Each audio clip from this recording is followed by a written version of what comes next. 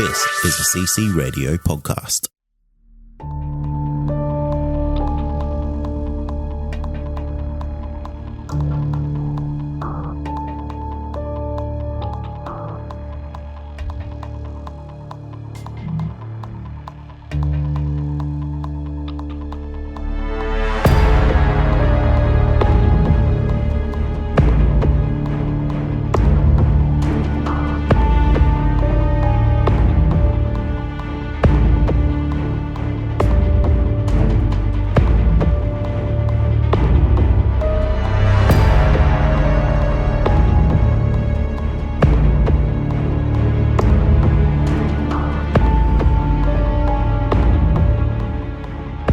Welcome to the show, everyone. You are listening to Believe, Australian Paranormal and UFO Radio. My name is Cade Moyer, and thanks for tuning in. If you've had an encounter, get in touch with me.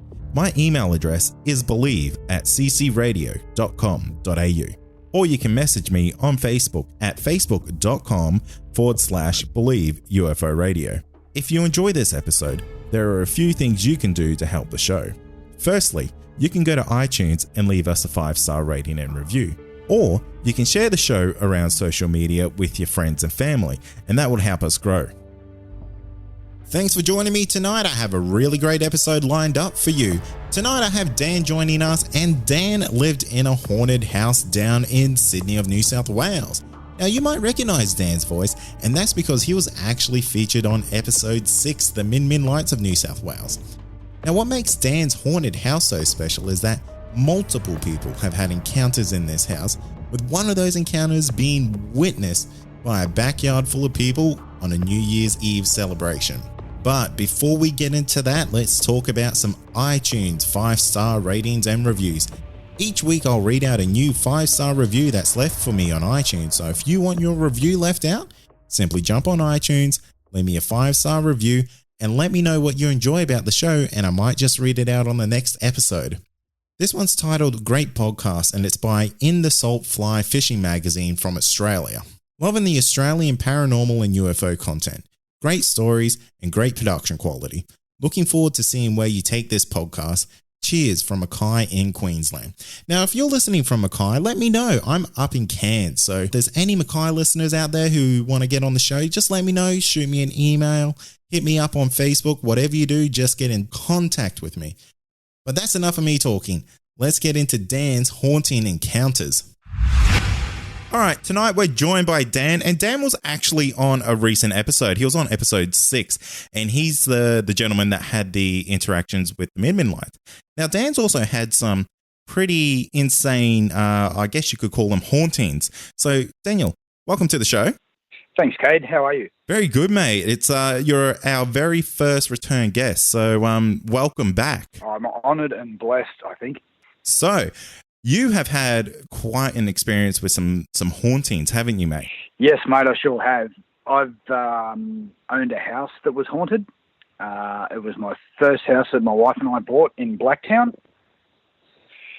The story goes with the house. It was an old doctor's surgery that was in the middle of Blacktown when before West Point or Westfields was built, and when it was due to be built, the house that we bought, it was moved from the centre of Blacktown to the current location that it is, and the location that we bought that we when we moved in. The use of the house was an old doctor's surgery. Would that have been from like really early, I guess, settlement times? Wouldn't have been settlement because the house wasn't that old, but it was old enough so it would. We had it dated around 1920s, 1930s. So it was a little like a Californian bungalow cottage, gabled front with 2-bedroom, veranda, sunroom out the back. Had like coconut fibre gyprock in it, really wide 1920s, 1930s style architraves and picture rail and stuff like that. That's how come we know it was around that era because of the architraves and the gyprock that was used. It was had either horsehair or coconut fibre within the set within the plasterboard. That was quite common for that era. Do you mind kind of just diving into some of the experiences that you've had in this house? Because we spoke a little bit before, a couple of weeks ago, about some of the stuff that you've encountered in this house, and I have to say it absolutely blew me away, and I knew I had to get you back on the show as soon as we could. So, if you don't mind, do you mind kind of going back to the first encounter that you had in this house? Absolutely, mate. The first encounter we had was the first year we moved in. It was 1994. It was a New Year's Eve night, so it was New Year's Eve, having a barbecue. I had 15 friends around. We had, and we're all couples. So we're all out the backyard. There was no one in the house at all. We're all sitting out the back because it's obviously a hot summer's night, middle of Sydney, nice and warm. Barbecue was going. It was about 8:30 at night. So it was just starting to get on dusk and whatnot. So we had all the guys were standing at the barbecue as usual. All the girls were sitting at the table. So if you can picture in your mind a little bit of a sloping block back up to the back of the house with an old an enclosed veranda sunroom on the back of the house. So we're standing at the barbecue, cooking the barbecue.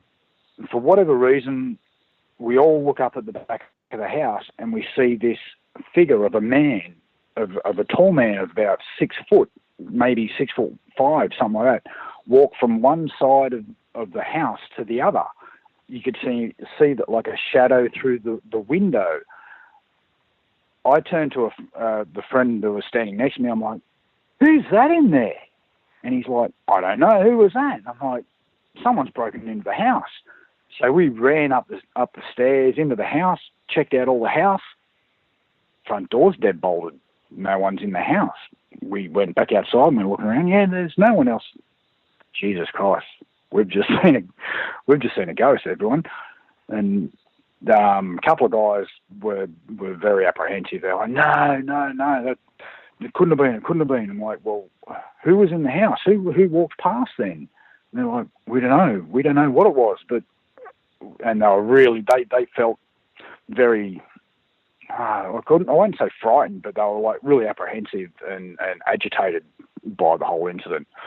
I honestly thought someone had broken in and had walked across the back room of the house, and we ready, basically a friend and I were ready to basically jump an intruder.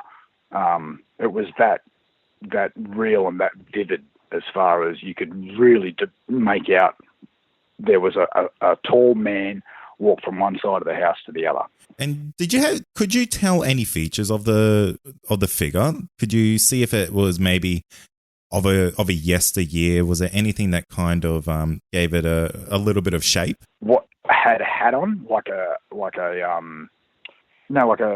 old time sort of hat, like a bowler cap or something like that? No, more like a fedora. Okay. Like a fedora hat, like you could sort of make out.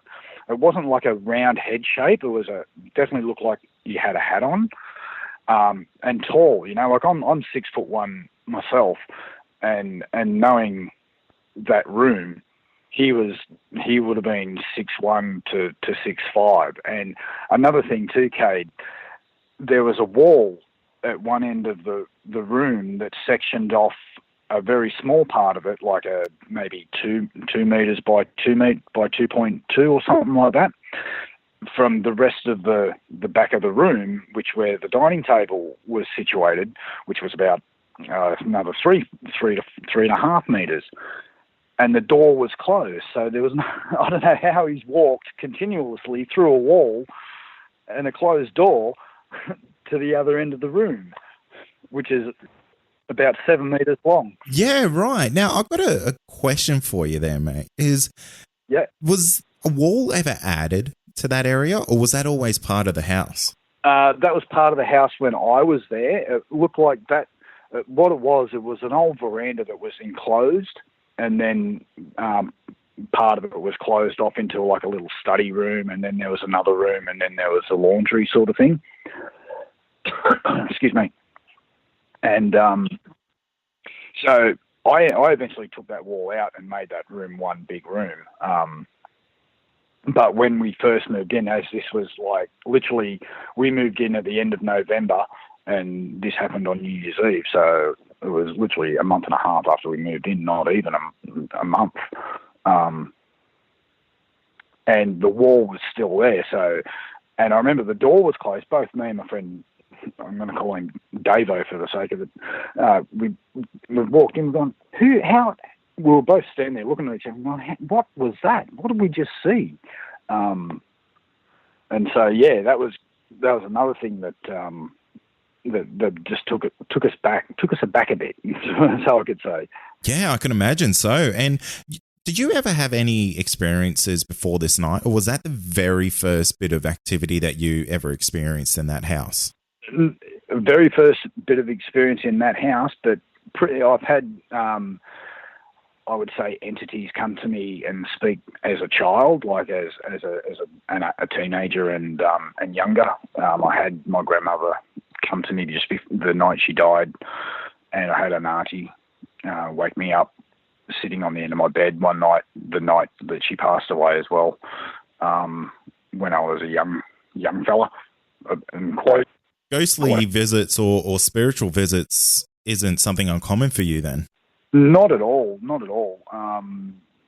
Look, I'd never lived in a haunted house before this that I knew of, or that I thought was haunted.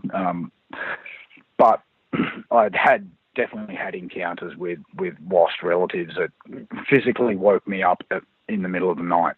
Not just like, oh, it's a dream, you're sort of half waking up. No, physically waking up and sitting on the end of my bed. Yeah, wow. But in Blacktown, when we did move in, when we were looking at the house to purchase a house, the lady that was selling the house, as we were leaving, I was the last one to walk out the door. She turned to me and she said, "Oh, this house is haunted, right?" I'm like, "Yeah." So it didn't faze me at all. As I said, because I had encounters with spirits, and even though they were ones that I was quite familiar with, as far as being my auntie and my grandmother, they weren't like a negative force. So I never thought that, if I come in contact with another one, I'm not going to assume it's negative straight away, sort of thing. Yeah, of course. And I think that's a good mindset to have when you go into these situations, because, I'm a real believer that certain people attract certain types of energy. And if you're really giving off a positive energy, you're going to, I guess, attract that positive energy. So if you're going into a situation like this and you're having, negative thoughts, or you're having just a negative vibe about it, especially when it comes to the spiritual world, I think that's really a gate that you probably don't want to open. Yeah, absolutely agree, mate. Totally agree. And I also think that it would have been a different type of feeling in the house too, if we did go in with that type of attitude. Yeah, absolutely. And when you were in there, Dan, did you encounter any other spirits, or was it just this really tall individual that kind of roamed the house? It seemed like it was just this one individual, and I don't know what the story was with the house as far as if anyone had died there. Being in doctor's surgery for 40 years, I dare say quite a few people would have, because it was moved in 1978. So we're talking, from the 40s onwards, sort of thing. So I'm sure a few people would have died in the house if it was a doctor's surgery, which I'm led to believe it was, from a lot of old friends that grew up in the area and knew the area very, very well. We also had a lot of other encounters with the same entity. Like there'd be times where we'd be sound asleep, the door would fling open, the light would go on, or the light would turn off, or paintings would move, or just all sorts of things. Other people, when I remember a story one day where I was studying for uni, and I had a friend over, and we were both studying, and I was hungry. I said, "Look, I'm going to go down the shop and grab something to eat. Do you want anything?" She said, "No, I'm staying here. I'm going to finish off this report, and I had a dog at the time that was an Australian bulldog sort of thing, like sort of a bulldog sort of staffy type dog. And I said, I'll leave the dog with you, and I'll be back in five minutes. The shop was literally 500 metres down the road. So I go down, I get whatever I want to eat, come back, and my friend says, "What is in this house?" I said, "What do you mean?" She said, "What's in this house? What's going on?" I said, "You know this house is haunted, don't you? I told you that." She said, "No. What do you mean it's haunted?" And she said, I said, "Why? What happened?" She said, "As soon as you left," my dog's name was Thing at the time. So she said, "As soon as you left, Thing was straight under my chair, facing towards the laundry, like the back end of this sunroom, where this guy walked through. So from one side to the other, he would have been at the far end where he walked to, and my friend was sitting up the other end. The dog was under her legs, and she said, "Your dog, I've never seen your dog growl like that ever in my life." And she was a close friend. She'd been over. We went to the same uni together. She was, a close family friend. And she'd known the dog since she was a pup, sort of thing. And she's like, "I have never seen your dog act like that. There is something in this house." I'm like, "Yeah, there's a big tall dude in here. I don't know what his name is, but he's here." I don't know. And she's like, "I wish you would have told me that before." Yeah, so, I could have imagined that went down really well with that friend. Yeah, she freaked out a little bit, but once I told her and said, "No, it's all right. He's cool. He just like moves stuff around, opens doors, and just plays games every now and again." We told him we weren't moving out. We didn't care who was here. Either you live with us or you move out, because we ain't going anywhere. And so I think he got used to us. And are you still in this house, Dan? No, mate. I actually sold it to an old friend, and that I haven't spoken to for a long time. So, but the friend that did buy it was one of the friends that's seen the ghost, but was quite agitated about it too. Oh, so, wow!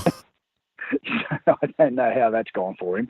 I don't know if the ghost is still there, or if anything's happened since I've sold it to him. I sold it to him back in 2001, and we bought it in 93 and sold it in 2001, I think. Yeah. More than that. Okay, that's not too bad, I guess. Actually, and 2002 it was. Sorry, that's right. I moved up mid North Coast in 2002. So. Oh, right. And while you're in there, Dan, I mean, you say the spirit was a friendly one. Did you ever have any other run-ins with it? I mean, did you ever see it in such a physical form like you did that first time? No, only the first time was really the only time that I ever seen it in real, like that. You could really make out what type of entity it was, like a male suit, like square shoulder type thing, hat, the whole business. My wife used to hear footsteps. So at that period of time, I used to work for BHP and work night shift in the steelworks, and I remember she'd ring me up sometimes at like 4:00 in the morning saying, "You're not home, obviously." I'm like, "No, I'm at work." "Okay, it's just the ghost walking around again." And she'd hear footsteps through the hallway, and like obviously we'd sleep with the dog would sleep inside with her while I'm doing night shift, and the dog wouldn't go off because it was used to it now, and with my wife home, she knew what was going on, so the dog was quite calm, sort of thing. But yeah, I'd get phone calls every now and again asking me if I was, am I home or what's going on? Yeah, right. And did your wife have any other encounters with it? I mean, it seems like it kind of put on that great big show at the start there, and it kind of just seemed to make its presence just feel like it was around a little bit. Did she ever have any major experiences with it? Only one night where the footsteps were really loud, and she actually thought there was someone out the front, and it turned out it was Ghosty. We used to call him Ghosty for whatever reason because we didn't know his name. But yeah, that was the only time she got really worried. But she probably thought it was an intruder. And it was like 3:00 in the morning. I get a phone call at work. Oh, can you come home? I think there's someone creeping around the front. And by the time I got home, there was no one there, obviously. But when we thought about it later, it was more likely the footsteps. Like, it was more likely Ghosty walking around playing his tricks.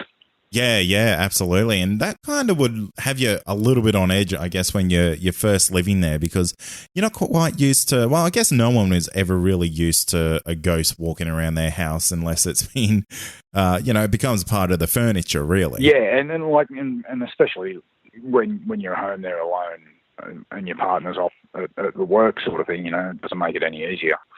Yeah, exactly. Now, let's go back to the night of New Year's Eve of 1994. How did your friends react? Now, you said some of them were very, very uneasy about it. Did anyone else comment on it? We all did. Absolutely. It was actually a talking point for quite a number of minutes. Because basically because me and my mate Davo, we ran straight inside. We thought someone had broken into the house, literally, because everyone at the party was outside. We knew that because all the blokes were standing there. All the wives were literally not even 5 meters away. And some of the wives even looked up and gone, "Oh, who's that?" So we all actually seen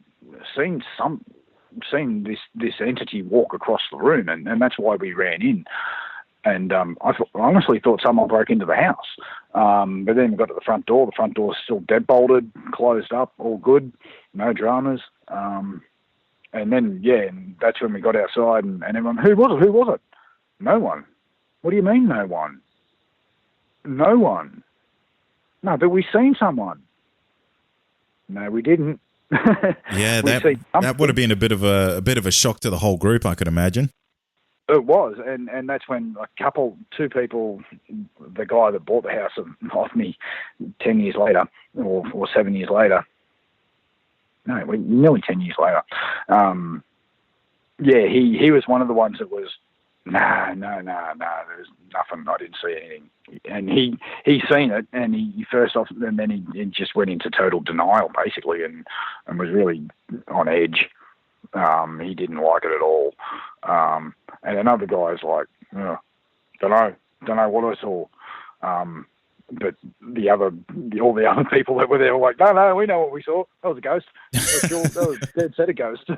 Yeah, it's really interesting to see people's reactions when it comes to situations like that, because you're either a believer or you're not, and a non-believer quickly questions a lot of things when they see something like that. And exactly right. And it sort of breaks down a lot of.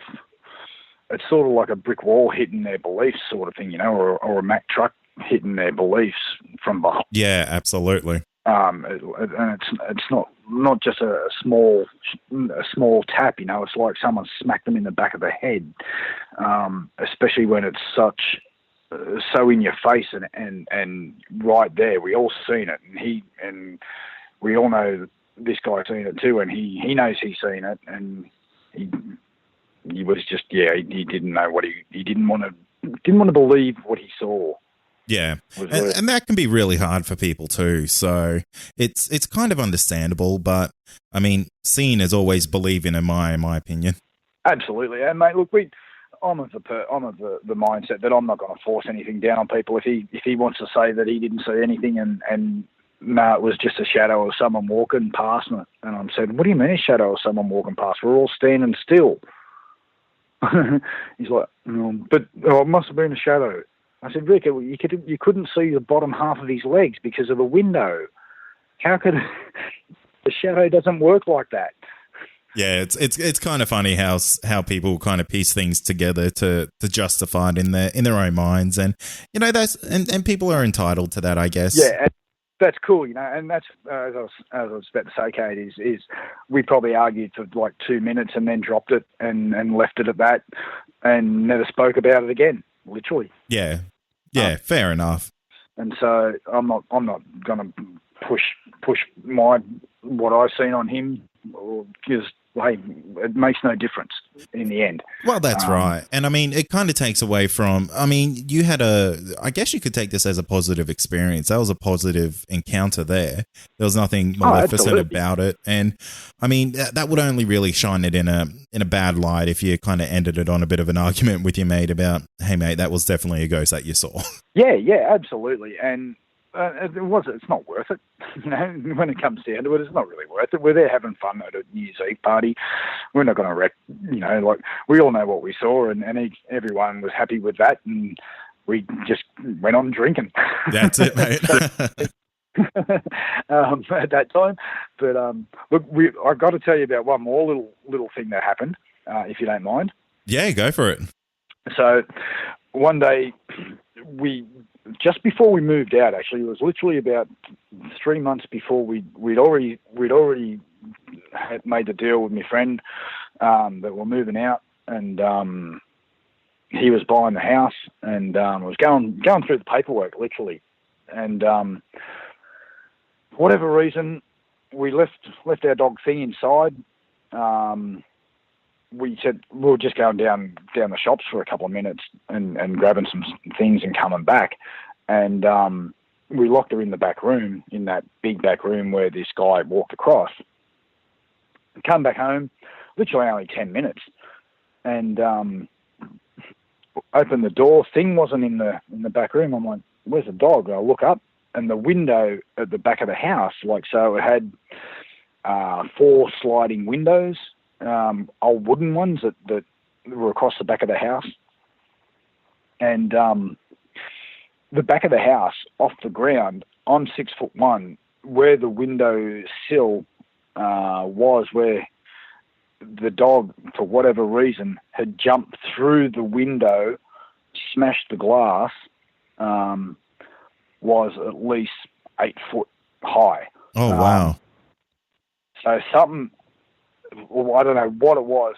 This dog wasn't a small dog. She was a tough dog. She, you know, she'd been up in properties, you know, she'd been around other big dogs, and you know, she knew the ropes. She wasn't a scared, very skitty dog. You know, she would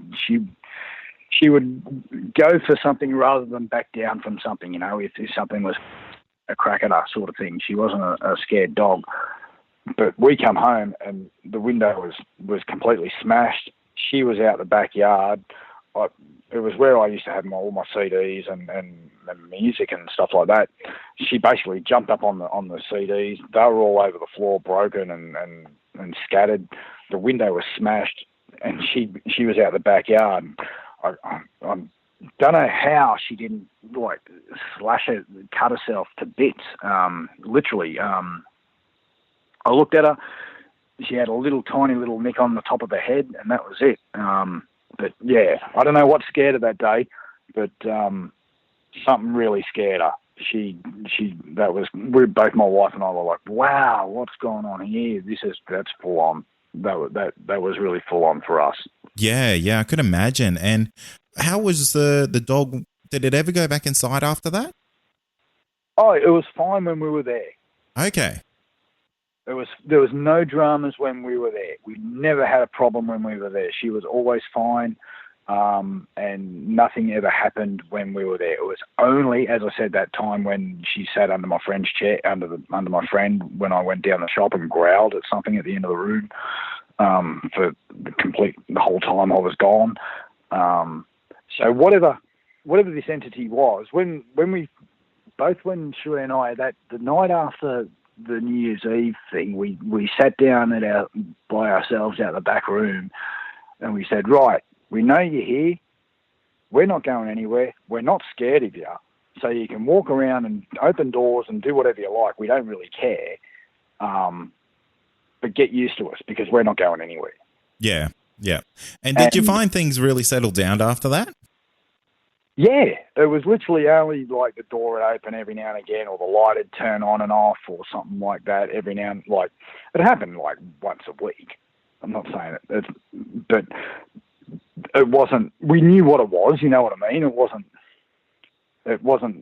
Ooh, something's there sort of thing, because we'd actually seen the entity, and we knew it was there. So we basically told him, we're not going anywhere. You're going to have to live with us. We can't afford to sell up and go just because you're here. We just bought this house, sort of thing.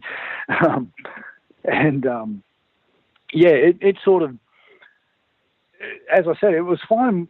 The dogs were fine. We ended up having 2 dogs there at one stage, and both dogs are always fine when we were there.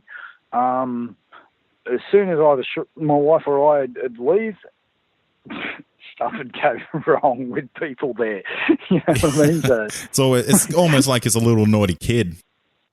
Yeah, it sort of was. It sort of was. Oh, the cat's away, I can play around a bit. Funny you should say that. You know what? This has just come back to me, eh? So we bought the property I'm at about 2.5 years before we actually moved up here. And a friend of mine was staying at my property at Blacktown, and I was up here for the week. We were up here, we were having a holiday, and he was minding our house, basically. We get back there on the Sunday night, and he's like, what's in this house? I'm like, you were at the New Year's Eve party. You seen what walked across the back room. He's just gone, that's right. I forgot all about that. He's gone, dude, things have been happening in this house like you would not believe. I'm like, no, I wouldn't believe. I know what's going on here. He's gone, dude, doors have opened, lights are turning on and off, and both my wife and I go, yeah, that's Ghosty. He's been here since we started. You seen him. You were at the New Year's Eve party. It's like, yeah, I remember now. I forgot all about that. And so he just forgotten what happened. This was would have been in the 2000s by now. So a lot of alcohol had washed under the bridge by that time. That's right. Yeah. And so, yeah. That was quite amusing for us when I look back at it and have a yak about it. Well, Dan, man, I think it would be great if you got in contact with the new owner of the property and just touch base and see if he's if old Ghosty's still floating around, and seeing if he's still being good or if he's a little bit more on the naughty side now. It would be interesting to find out, but yeah, I actually don't have that person's number anymore, mate, unfortunately, and. Yeah, so it's. I'm sure one day if he'd like to, I'm sure he'd like. I'm happy to take a call from him. Yeah, it'll be interesting. It'll be quite good to see if anything's come from it. So, but yeah. Thanks for coming on tonight, Dan. It's been an absolute cracker of a chat with you, mate, and it's always good to have a friendly ghost chat. Yeah, mate. Like I honestly, we had no bad. Like, how some people, you can walk into a room and get a real negative vibe or a real negative feeling about something. Not this. This was, for us, it was fine. And as I said, the lady said it's haunted. Yeah, I'm like, yeah, so what's the big deal? Ghosts are ghosts. So what? That's exactly it. Yeah, so yeah, it definitely wasn't a negative experience for us. I'm sure my dog didn't like it when we left her there by herself that day. But anyway, things happen. Thanks again for coming on, Dan. Mate, it was a pleasure. And thanks for having me, Kate. I really appreciate it, mate. And anytime you want, please give us a call. And that's going to do it for tonight. And remember, if you have had an encounter, get in touch with me. My email address is believe@ccradio.com.au, or you can message me on Facebook, and that's facebook.com/Believe UFO Radio. Until next time, stay safe, and you've been listening to Believe Australian Paranormal and UFO Radio.